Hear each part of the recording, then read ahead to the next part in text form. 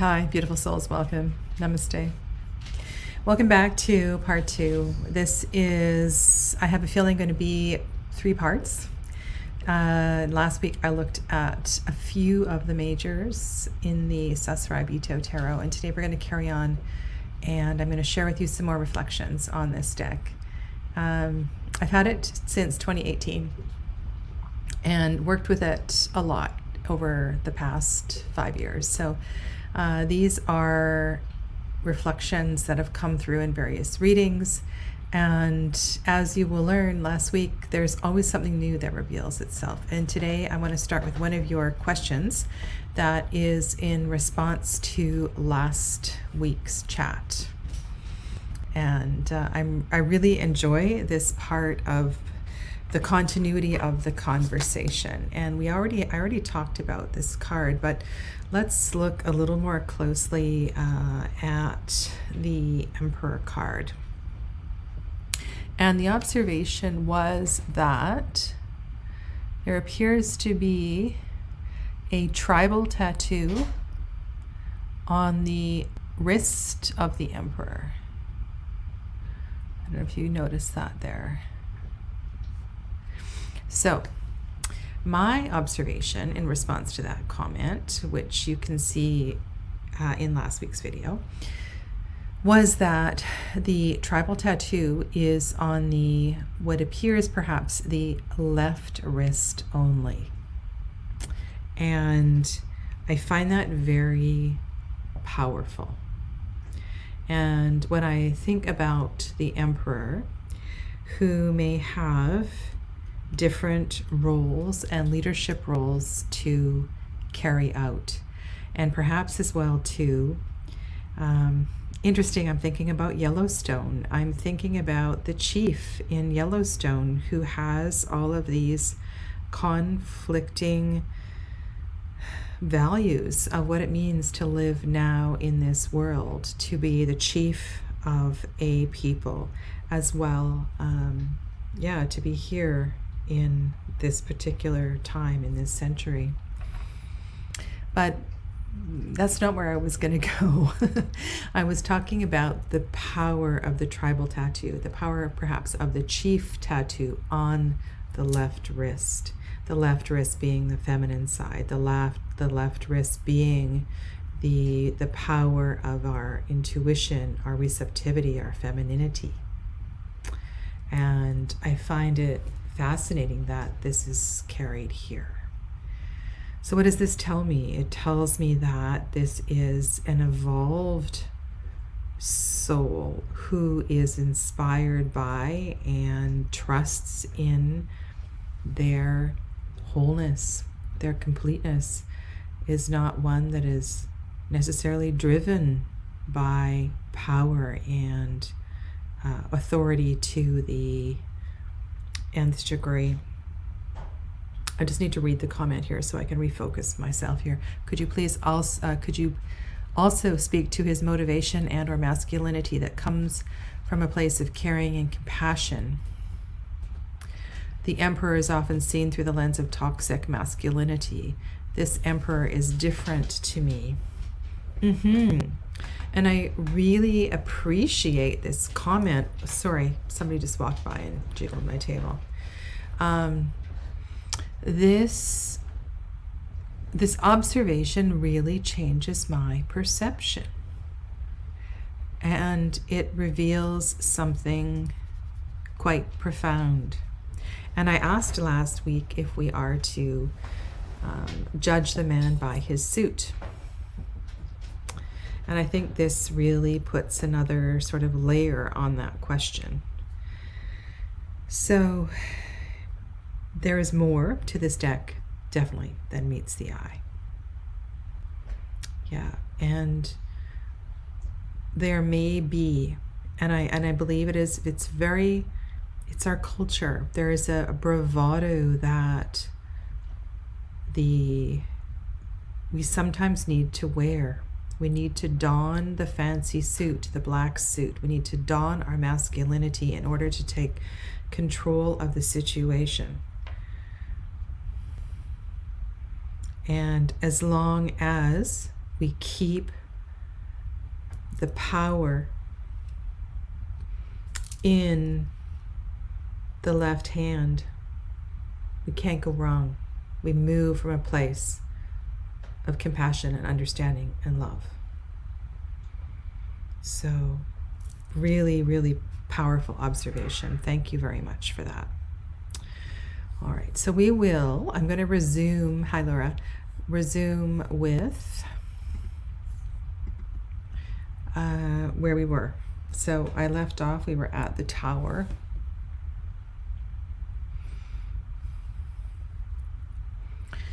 In this deck, there are a lot of nighttime cards, and I think this is one deck that really allows for observation of that. You know, what is in the daytime, what is in the nighttime. I think we can learn something. There may be a theme that arises if we're looking at day and night cards. And the Tower often is a card that is night. It's in the darkness. It's in what is hidden, perhaps, is part of the story here. And here we have a tree that is being struck by lightning. So we're all very familiar with this card. This is a reset. This is something that is greater than we are, that is changing or about to change for our greater good. And it's something that we very much must work with, not fight against.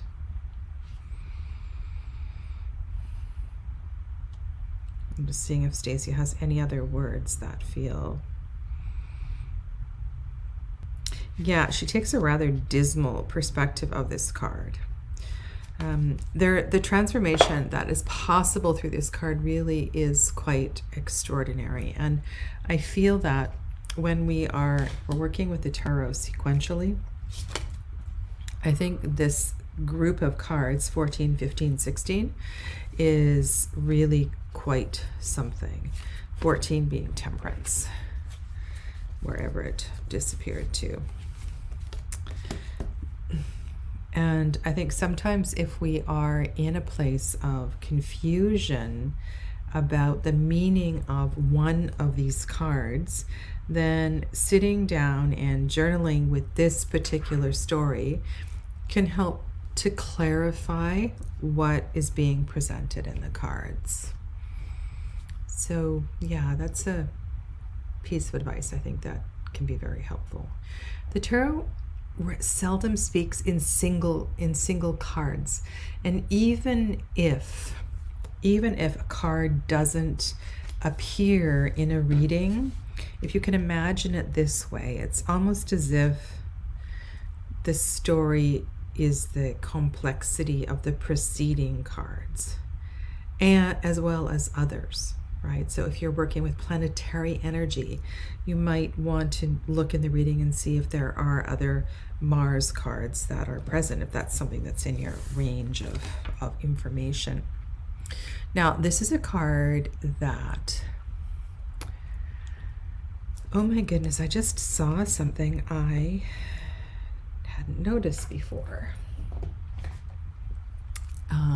Eight of Swords in the Shimonet Tarot, which is the next deck I'm going to be doing a deep dive with. Looks an awful lot like this card. I believe Stasia Burrington wrote a story. And hi Liz. And I can't tell you what the name of the story is, but it looks very much linked to this particular card. And I'd want you to just look at these two cards side by side. Not that Stasia's intention for her star card has anything to do with the Eight of Swords in the Shimonet, but there's something here that feels kind of creepy. Yeah.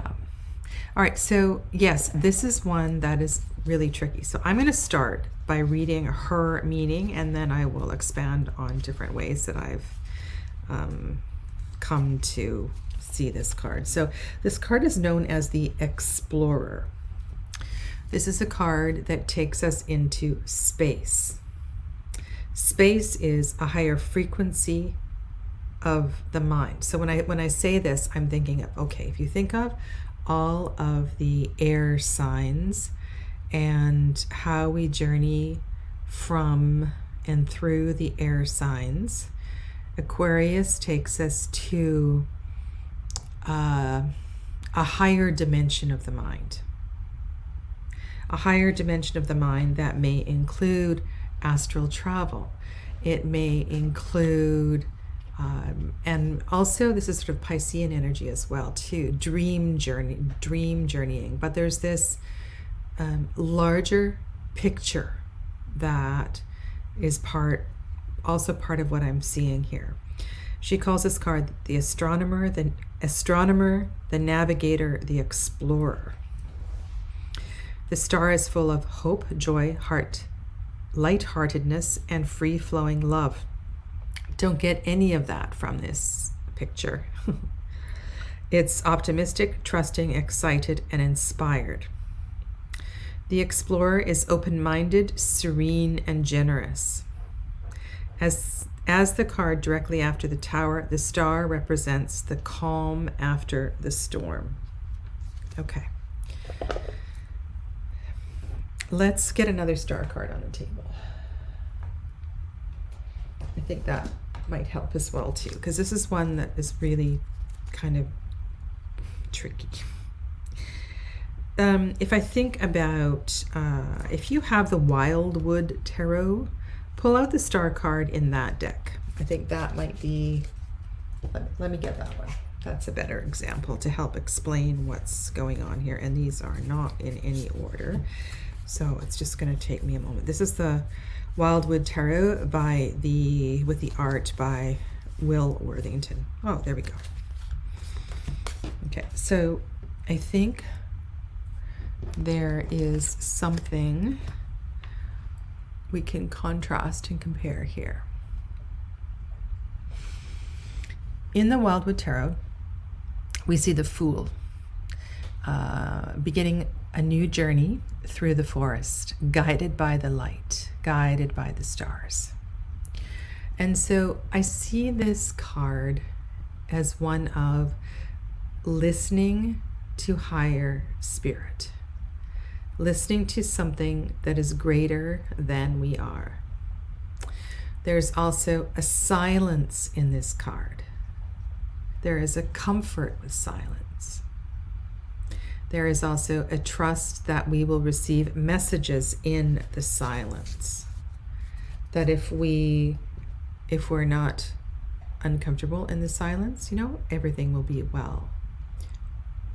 And perhaps the creator has a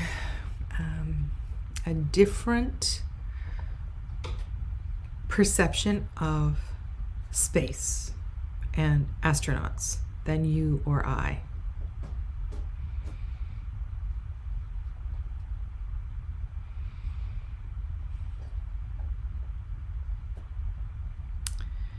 So I'm sensing that the creator, Stasia, thinks that the exploration of space is a higher adventure. An adventure at a higher frequency, a higher level. I have a feeling that's where she's going with this. And that this might be a perception that is not entirely, doesn't make sense to everyone. But I think that's the direction that she's going. What is the hope here? What is the promise? What is the lightness? And I think that is very much in alignment with the theme that I have been working with this last couple of weeks, and that right now where we are, planetarily speaking, we don't know. We don't know where we're going, and we need to be okay with that.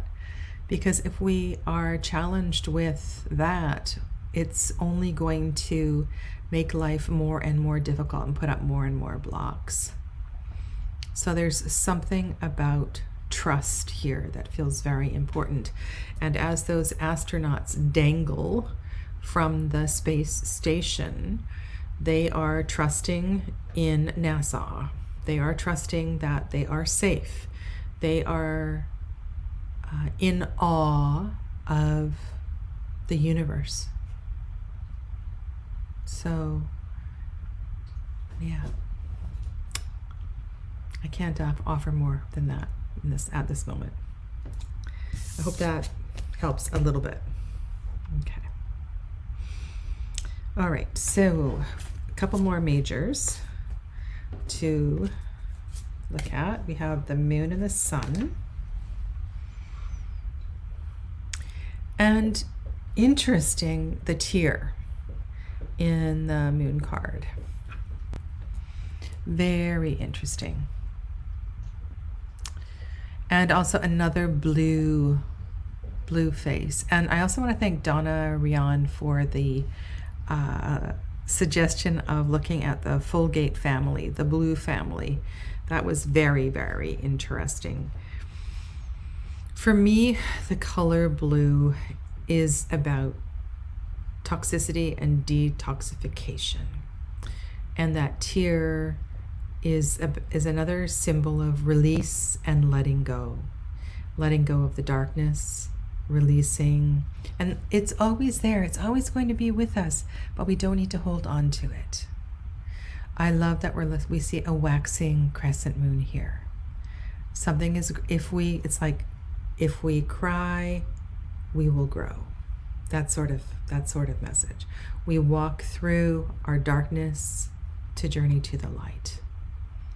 And so, yeah, so in the sun card, to me that looks like a younger person. There's a sense of innocence and hope and being in the light, the life force. The contrast between the moon and the sun is beautiful, the darkness and the lightness. So that definitely works well. And then I think a lot of people really like this Judgment card. It's a really interesting take on judgment.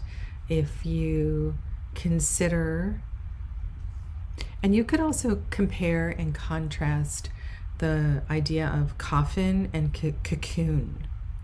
I know we see humans emerging from coffins in the Waite-Smith deck. And here we have what do you call them in Japanese? Like a futon, right? So this woman is wrapped up in a futon, in a blanket.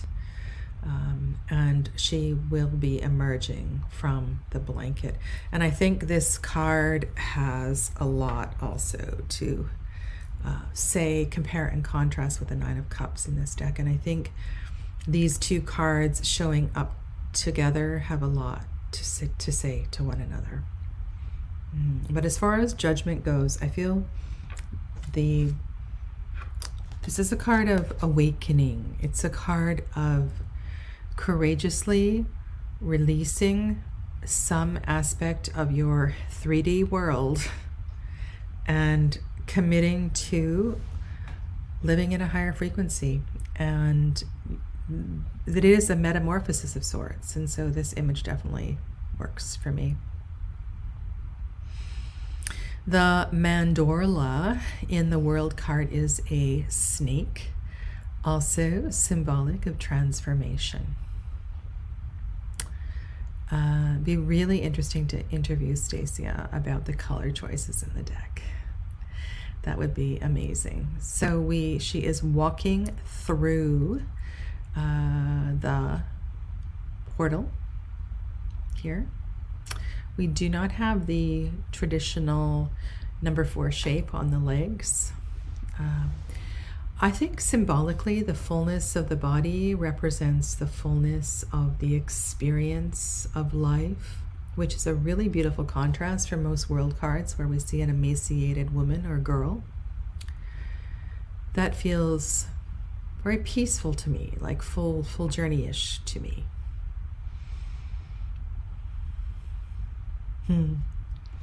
I just noticed Laura's comment here, referring to the star card.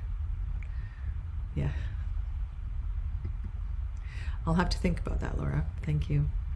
So yeah, so these are the final 2 majors in the deck. And another thing that we do not see here are the symbols for the 4 fixed signs. And Do we need those? What do they represent? What is their piece in having them or not having them in a world card? They represent experience, steadfastness, completeness of the journey. So you may miss their absence, but I think it's very well captured here. All right, so I'm hoping that I can move through the minor arcana a little more quickly. We'll start with wands and see how it goes. And I'm going to back the camera up a little bit and put down a few cards at a time, because I think there's a story to tell here. Labyrinths. I think labyrinths are a great way to invoke spiritual energy. Walking a labyrinth is a spiritual practice. The wand is above, hovering above the central point of the labyrinth, which for me is the place where you release or you let go or you pause in contemplation. And so taking your intention into a spiritual practice is a really beautiful thing to do. And the thing about the labyrinth and the compass that's on the second card, the idea of wheel, of change, of directions, of 4 cardinal directions, interconnectedness, the way that the wands are woven together. There's so much in that second card. But there's something about that first and second card that I think beautifully tells a story. So there's an abundance of symbols in the Two of Wands, and I think this beautifully relates to Two of Pentacles for sure. Not so sure about in this deck. Let's just grab it and have a look, because I have the suits all sorted.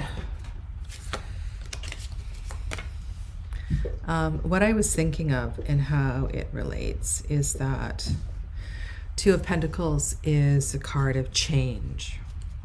Traditionally, it's a card, it's like the mini wheel card. Everything is in flow. And yes, the word balance works perfectly here, but it's a realization that things move, things change, and in order for them to move smoothly, it doesn't help. It does help to keep things in balance. And so I can see a lovely correspondence building here. Okay. All right, Three of Wands, Four of Wands. Shall we look at all these together? 3, 4, 5 of Wands.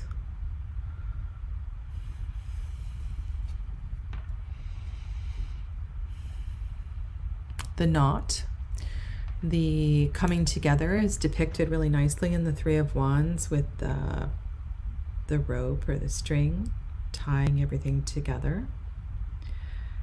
Love the energy that is building in the Four.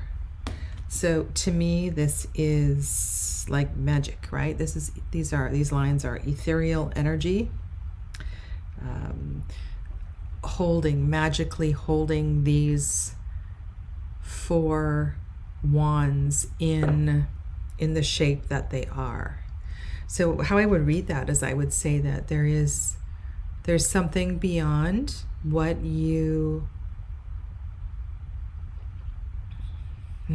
the strength of your new foundation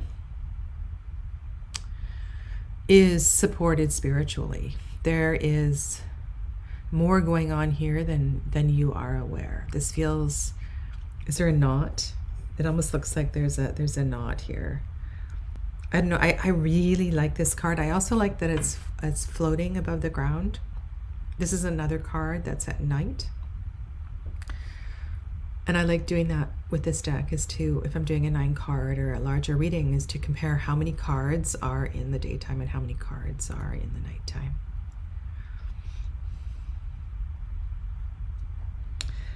We see the brightness of the anger. We see the brightness of the frustration.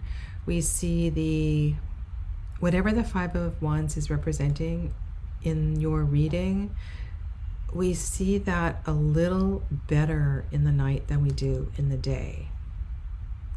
And perhaps there's something about the night that amplifies that kind of energy.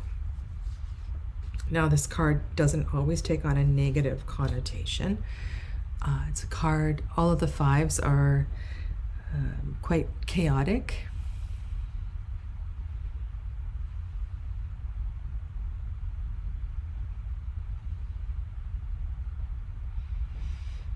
Sorry, I just thought I saw something in that card that I hadn't seen before. Yeah, so is this, I don't really feel the idea of athleticism, competition, healthy competition here.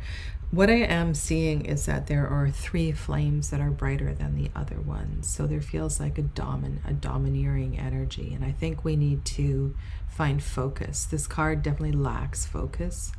We want to make sure that we don't dissipate our energy so much or waste energy.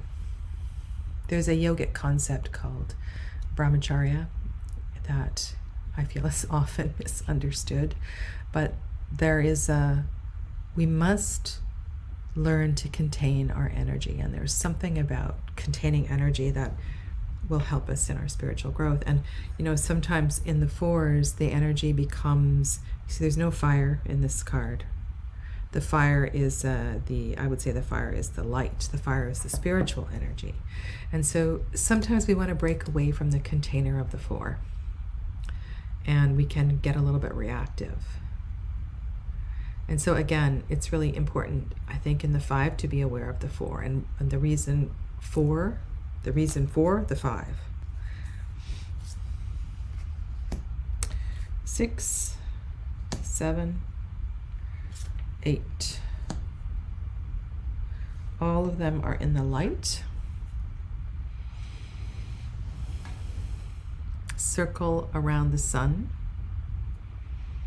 A rainbow. Rainbows. So another symbol that is really fun to weave in is to observe there's more than one rainbow. I would also be looking for circles in a reading. To me, all 6s are full of hope, balance, beauty, love. They are a place where if we can get there, it's a nice place to hang out for a little while. Because once we move away from the 6, we don't know exactly where we're going and what can happen. I feel like there's also a safety and a comfort of home in the 6s. If you're working with the Tree of Life, all of the 6s are associated with the sun, with Tiferet, in the chakra system with the heart chakra. So they're good cards. This is a place where our action is things are coming together, and I think we can rest assured that all will be well for the time being. Things feel balanced, harmonized, and peaceful. And then something happens. Something happens, and we move away from the heart. We move away from the center, and we are challenged. We are challenged once again. And how we respond here is really important. And I think one of the things in this card, we have a choice in this card whether we're going to take this as a learning experience or, because we can end up exploding in this card. Are you in offense or defense? Or are you in a place where you're just creating space for yourself for a little while? And I will put that to the side, and we can compare 7 of Wands and 7 of Swords in a little bit. I like the way that she drew the 8 of Wands. There is a sense of focus here. All of the swords are in alignment, which is in direct contrast with the way that the not the swords, the wands. All of the arrows are in alignment. And I can easily read this card. This feels very much like an air card in the Wildwood Tarot. There's a sense of focus. So the archer has, with great intention, sent everything off in the same direction. And I like that idea. So there's a lot of energy in the eights. The eights can take us to a new place. There is, it's a leveling up sort of energy. And it's really important that we stay steady. It is a double 4. So you want to be looking at a reading and comparing and contrasting the 4s and the 8s if they're there, to see what is building. It's like a 4, like 4 plus 4.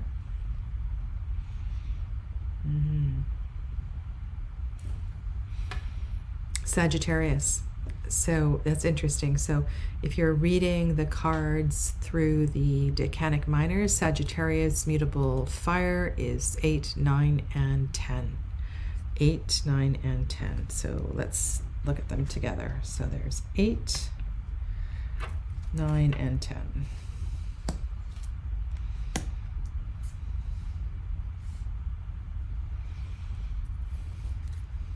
Did I say mutable air? I meant mutable fire.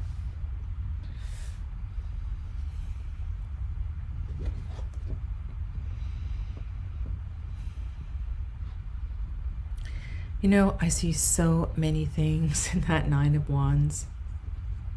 The femur bone. I think that's a femur bone. It is large.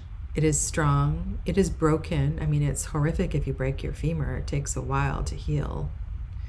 It has been bound. And then on the other hand, it almost looks like the 8 wands that are going horizontally are rib cage, and that the femur is the spine, and the spine is supported, the spine representing our strength. And so there's something natural, there's a sense of will perhaps that is infusing the energy into the spine. This is a mysterious card to me. I kind of fascinated with it, and I think a lot of the pinky cards really tell a story in this deck.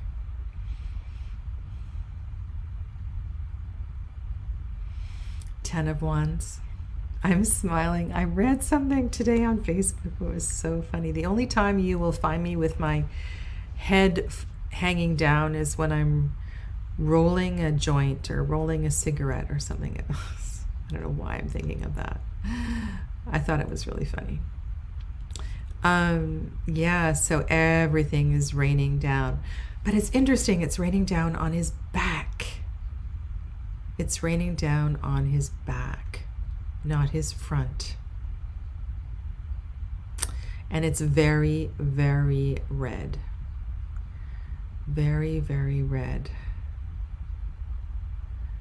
So it hurts. I feel like red, the fire of red, red is also a military color. Red is a color that you would associate with the planet Mars. And this is often, I feel like, the card of the warrior. And so this person is feeling a little defeated at this time. Not a little, a lot defeated. But there are, to my knowledge, there are no wounds. Some of those wands look like they're imploding on the head.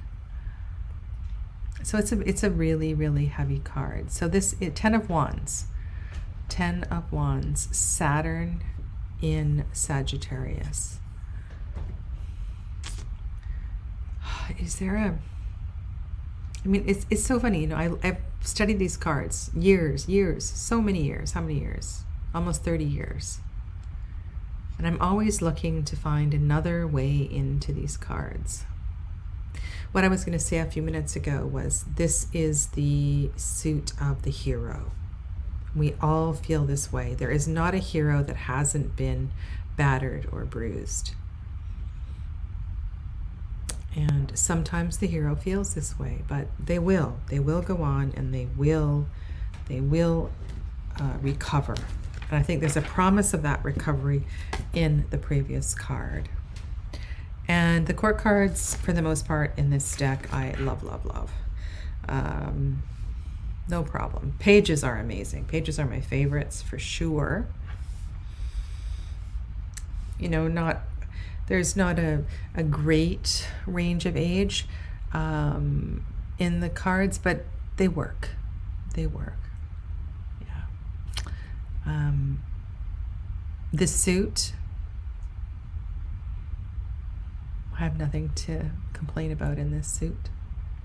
They seem to take on the characteristics that I would read in any tarot deck.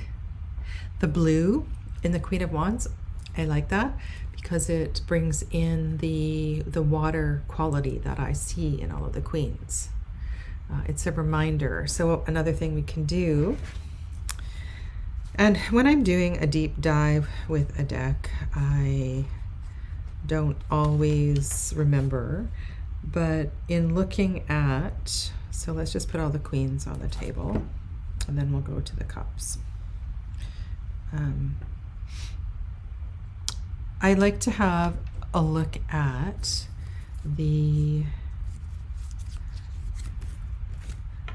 so if water is blue and all of the queens have the element of water, is blue in all of the queens?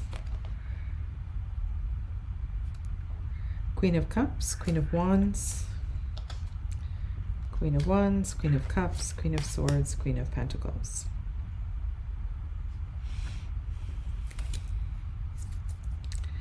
I don't know if you do that, but sometimes this can help to make sense of color choice. And why would the Queen of Pentacles be the only one who doesn't have blue? She does have gray. She has gray bunnies, which look kind of blue-gray. But there's no obvious blue in this particular card. Well, she is the queen that is fully integrated. Her blue, yeah. Anyway, I don't have the answer to the question, but I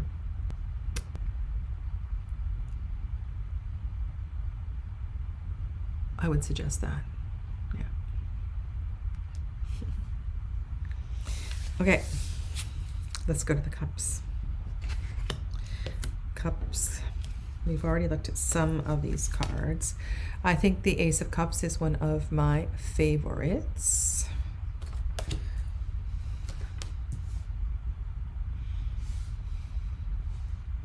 And if we go back,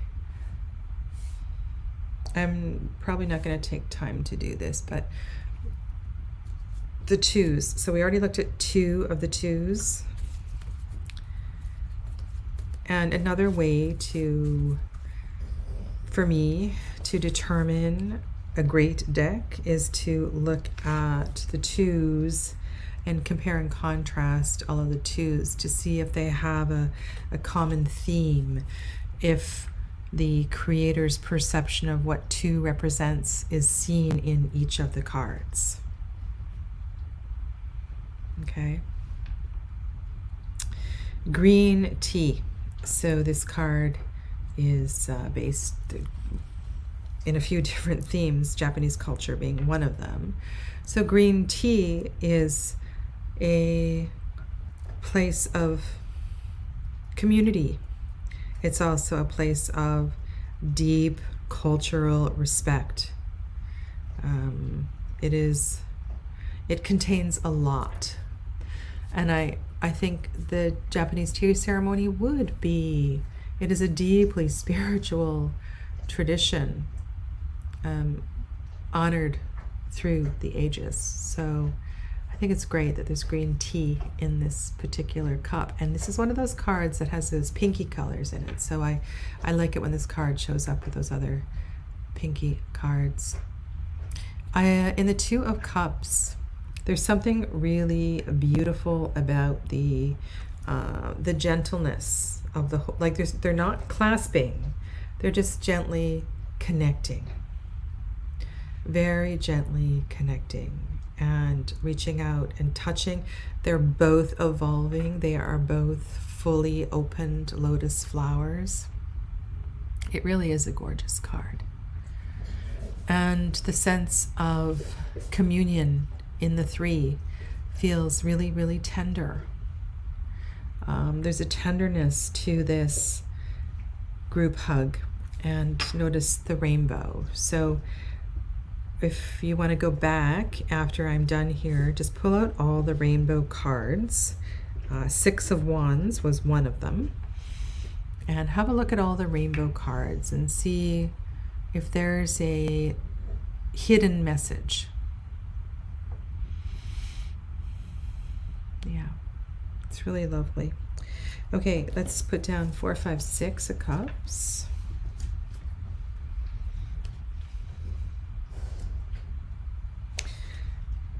The braid.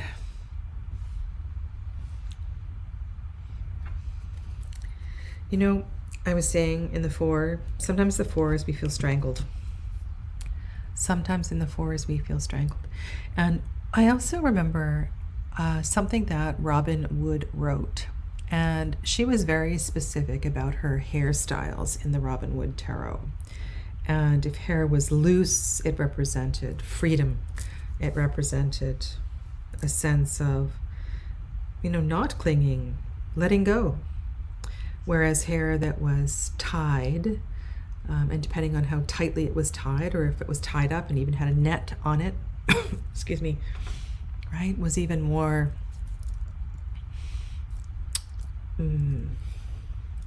structured. And I think there's a loose braid here, but the braid gets tighter and tighter, and that happens as you, if you've ever braided your hair, as you go down to the bottom, the braids get smaller and tighter. But I think there's an intention here for wanting to be loose, wanting to be free. There's a card of darkness, but there is lightness on one side. And I think that the braid around the neck, it's not tight, but it's there. So I feel like there's a sensation of being strangled. You're feeling a little claustrophobic here. Hi, Kristen. Yes, that's possible too.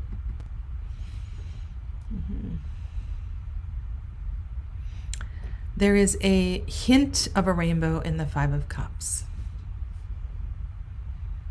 right? So the promise is in the rainbow. Yeah.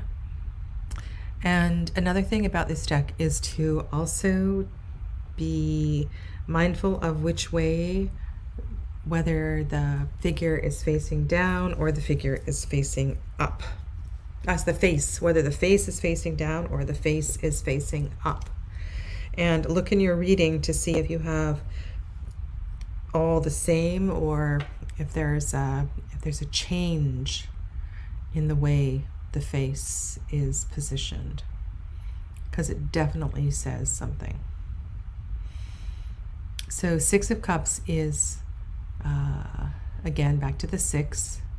There's a breath here. There's a breath. And Stasia has a theme in her 6s. 6 of Swords is one of the most beautiful 6 of Swords I have ever seen.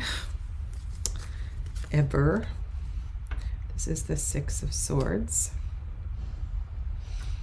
We've already looked at the 6 of Wands, and I'm going to put it back on the table again.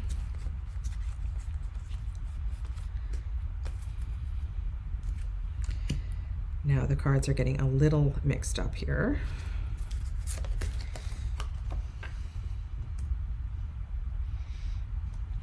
Notice how the 6s are looking up. What does that tell you about the fact the 6s are looking up? Yeah. Wands, Cups, Wands, Pentacles. Okay. Here's my Pentacles. And in the Six of Pentacles, yeah, this is an odd card. We'll get to it when we get to it. But I think it connects very much to the Two of Cups. Yeah. 6 is about peace, finding peace, release, and harmony. And so this is harmony through that particular element, or peace with that element.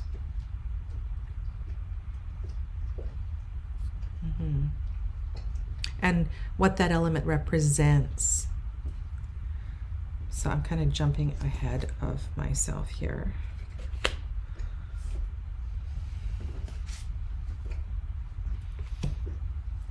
I like this deck. This deck has been a great, what's the expression?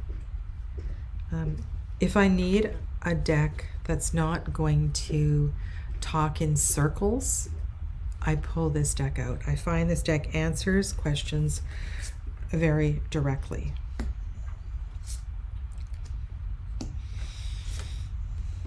Eight of Cups is maybe my favorite Eight of Cups card. The Six of Swords and the Eight of Cups, I think, are brilliant in this deck. Yeah. All right, Seven of Cups. Both sides now. Lucy in the Sky with Diamonds. Where are we here? Is there anything different in this Seven of Cups? I think the red hair says something. Are there other cards that have red hair? That might be something to look at. They are in the clouds. And yet, I would say that the bit of gold represents land. And so their feet are on the ground. But there are too many emotions floating around. And perhaps too many emotion is guiding decisions. So pretty much straight up Wade Smith interpretation of the deck. But the 8 is I think really speaks loudly. And I have a personal story through another. It's not my story, but it's somebody else's story, and I'm going to tell it here again. I know you've heard this, some of you. When my yoga teacher went to the ashram in Rikya for the first time, so when we go there, we arrive in Kolkata, and so this was years ago when she went for the first time, and she wanted to have her head shaved. But the barbers in Kolkata, anyway, won't shave women's hair. They won't cut women's hair. And so what the barber did do was took her outside onto the street. And you can imagine, if you haven't been there, what the streets of Calcutta look like. And had her bend over and cut off her hair and let her hair fall into the ditch with all the other, the vegetables, the trash, the urine, and everything else. And it was this really overwhelming sense of, wow, what an attachment she had to that hair. And I don't know if he actually shaved her head after that, or that was something that was done later at the ashram. But after she had told me this story, much better than I shared with you, when I saw this card, I just about died. It was like, this is her card. I get this. The vulnerability, the bravery, and letting go. Crazy. Like, this is a really beautiful card. And Nine of Cups I should have on the table, not 10. I did mention Nine of Cups before, and how beautifully it fits with the Judgment card. sorry. So that is 8, 9, and 10 of cups.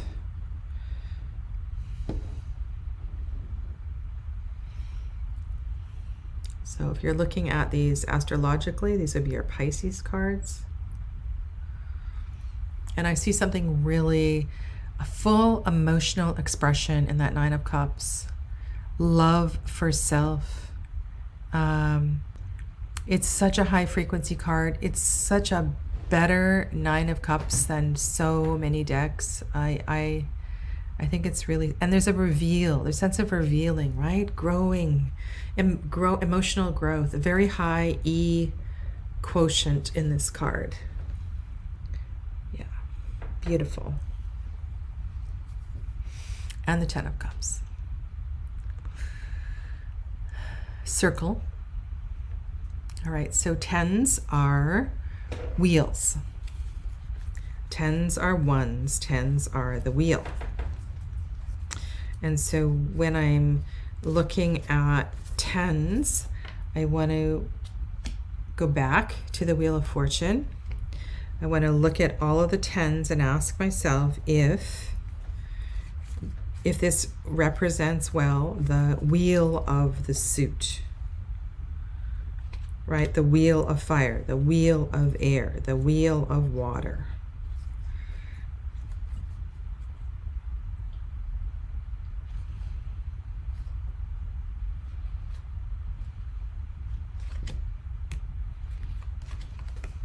Not so much in this one. You know, and another word for the 10s is, some people say it's the saturation of the suit. The element has become overripe. But there is this quality of change, right? The wheel is within all of the 10s. This shall pass. The wheel is turning here.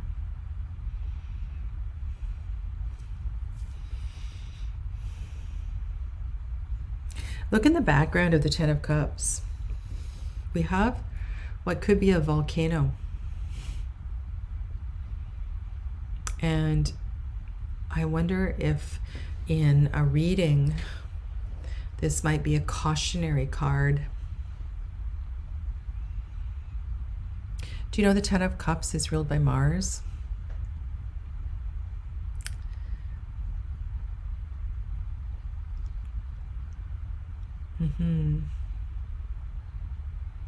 And usually the 9 of Cups, 10 of Cups are seen as quite pleasant cards. But please remember when you're reading that there's the possibility of shadow or cautionary tales in any single card. So yeah. All right, I think I will end here for today. And so in the third and final part, I will begin with the amazing Cup Court cards, and we'll go through the remaining 2 minor suits. And that will be next Wednesday at 5 o'clock. Okay? All right. Thank you so much for being a part of the conversation. And those of you that are watching this after, I really do look forward to your comments. So please take the time to comment, and I will respond as soon as I am able. Have a lovely rest of your day. Namaste.